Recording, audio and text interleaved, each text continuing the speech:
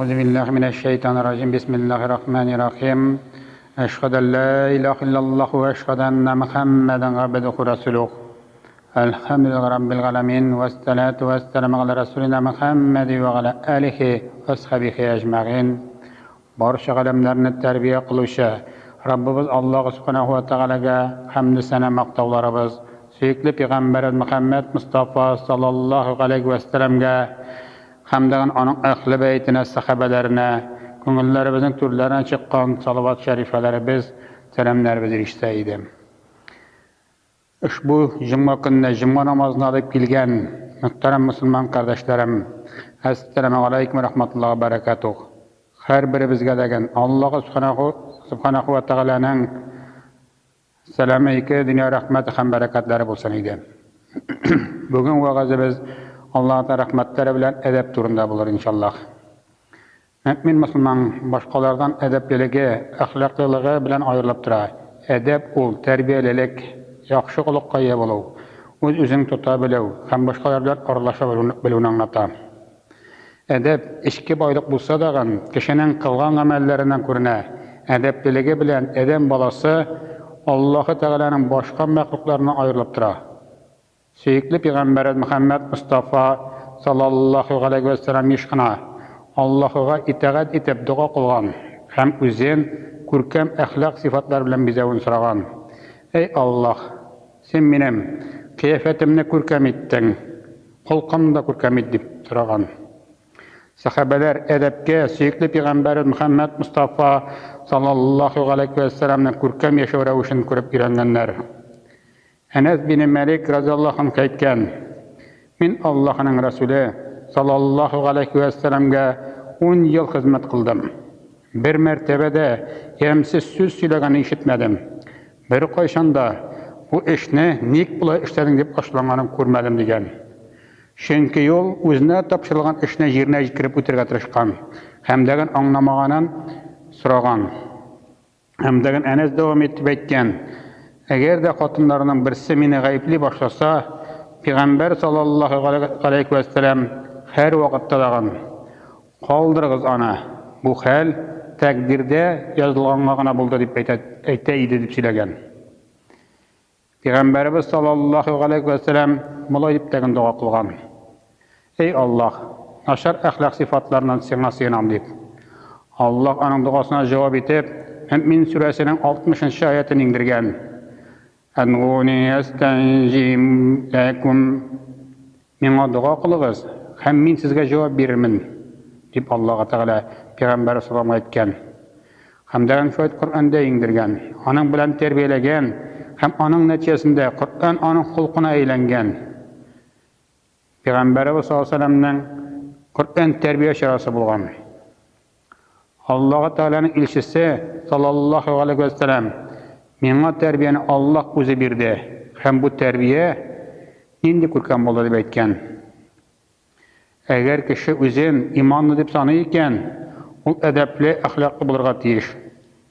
Alim aytgan, agar kishi adab qoidalarini o'tamasa, u Alloh taolaning yo'lida yuqori darajaga erisha olmas.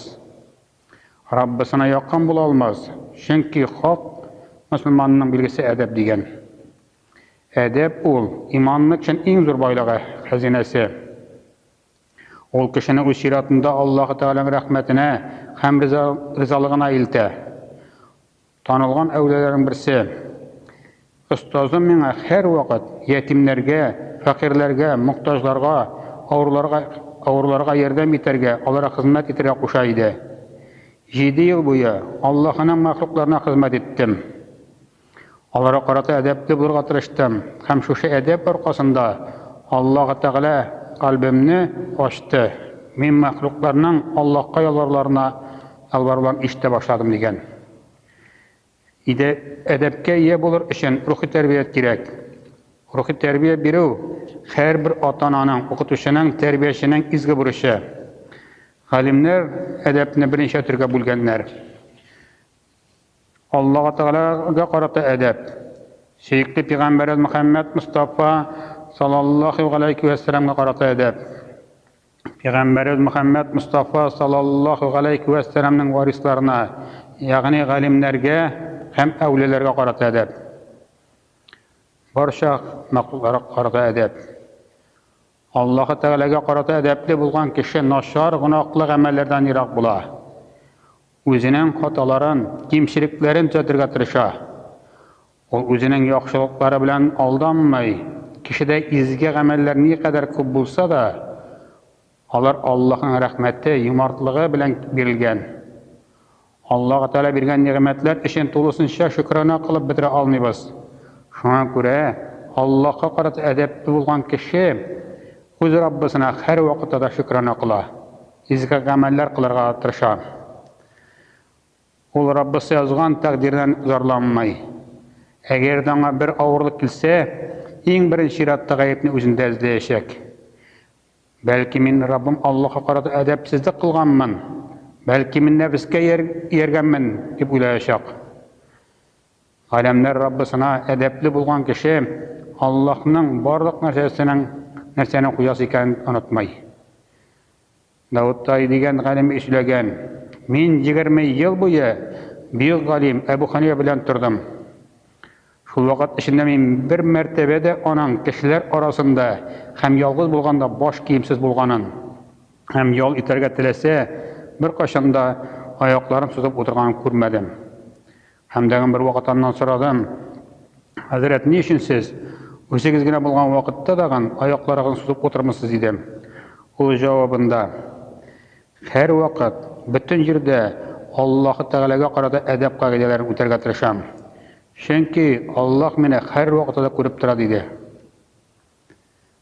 Qaybir zaqitlardan rivayet etilen, dürüstlükte o zaqit aytdi. Meşitte hiç narsaga tayanmadım. Yani o meşitlerde ayağımla suzmadım. Yani dünya sözünü söyleşmedim. O bana bu işlerde ona yersinler için aytdi. Yani iş bu zaqit özek kebek bulurga, meşitte hiç narsaga tayanmasqa, tirelmişe oturganda ayaklarını suzmasqa, hem de meşitte bartik ibadet kılırga dünyasını söyleşmesке kuşa. Mezhebimiz imamı Ebu Hanife Hazretleri namaz vaktindagina tugel, Allah-u Teala'ya edep yüzünden her vakittagın başına kiyip yürgen. Şulay bulgaç, başka her vakit kiyip yürüv. Oturganda ayaklarını suzmışa otur edepli kaidelerine kire iken. Sahabelerinin yüzlerin meşte tutuşlarına dağın sıklanırıq bir cemaat. Halep bin Eyüp'ten rivayet etile. Dürüstlükte ol meşte otura durgan buldu. Onun yanına kulu kildi. Hem ondan bir nerse sıradı. Halep ibn Eyüp durdu hem meşten çıktı. Bundan sonra ol kulga cevap verdi. Onlardan nik bulay kıldığını sıradılar. Halep bin Eyüp etti. Falan yoldan biriyle meşitte dünya sözünü söylemedim. Bu günde de söyleşiğimde məkruk kurdum degen. Biz cemaat, bizi meşitten çıkıp tabız eken son. Meşitke kilgende nire uçta kiyinip kilebiz. Başımızga kiyingen mi? Üst kiyimi biz, ayak kiyimi biz şista mı? Ayak kiyimlerin koyu hem degen işik koyabız. Namaz bulmasına kirgeç, sonra kilgenlerge orun kaldırıp, işik yanında tügel, işkerek utsek, nindi kurkan bolar idi. Xulayıq dünya hallerin süreşine meşitte devam etmesek, gıybedet bilengine süreşsek, şügullensek, yani gıybedet bilengine şügullensek meşitte kilgeçtin. Meşitke ne için kilgenini anlar idik? Edit meşitte kilebіз Allah'tan rızalığın ümit etip, onun rahmetlerine işigen niyet etip kilebіз. Meşitke kirgende kereze telefonlarını söndürüp kirsek, özümüzge degen, hem degen cuma namazını alıp kilgen kardeşlerimizge degen kumaşa etmesidik. Böyle bir namaz vakitinde, vaqastıqnağına telefonunu kullana almıyoruz bit. Allah-u Teala Kur'an-ı Kerim'de bizlerge aytdi. Euzubillahimineşşeytanirracim. يعلم ما يلج في الأرض وما يخرج منها وما ينزل من السماء وما يخرج فيها وهو معكم أينما كنتم والله بما تعملون بصير. Ol bile yerge kirgen nersene, hem yerden çıkan nersene, gökten ingen nersene, һәм күккә ашкан нәрсәне белеп тора. Сез кайда гына булсагыз да, Аллаһ сезнең беләндер. Аллаһ кылган гамәлләрегезне күреп тора ди. Сахабалар, сөйкле пәйгамбәр Мөхәммәд Мустафа саллаллаху алейхи ва салламга карата һәр вакыттагы әдәпле булганнар. Алар biz Аллаһның Рәсүле саллаллаху алейхи ва салламның нәсихәтләрен тыңлаганда, күңелләребез Раббыбыз Аллаһка һәм аның пәйгамбәре Мөхәммәд Мустафа саллаллаху алейхи ва салламга карата мәхәббәт һәм әдәп белән тула иде. Әйтерсеңле, башларыбызга кошлар кунган, һәм әгәр без хәрәкәтләнсәк, ул кошлар очып китәр иде дигәннәр. Сахабалар пәйгамбәрбез Мөхәммәд Мустафа саллаллаху алейхи ва салламга сорау бирергә һәм аның күзләренә туры карарга уялганнар. Аның янында даими булган сахабалар да аңа карата әдәп саклап, аның күзләренә ачык карый алмаганнар.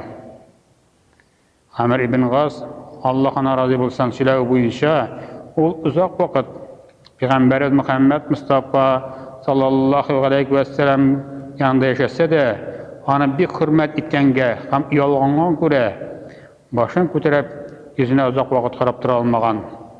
Йөзен тапсырлап бирә алмаган. Аллаһ Тәала Коръән Кәримдә пәйгамбәрләрнең исемнәре белән эндәшә. Соңгы пәйгамбәргә я Мөхәммәд, я Нәби, я Рәсүл дип эндәште. Аллаһ Тәала дигән үзенең пәйгамбәрен әдәп йөзеннән аны хөрмәтләде. Һәм дигән әйтте Нур сүрәсендә: бер-берегезне чакырган кебек, пәйгамбәрне дә шулай чакырмагыз. Я Рәсулуллаһ, я Нәби Аллаһ дип дәшегез. Дөреслекте Аллаһ белде.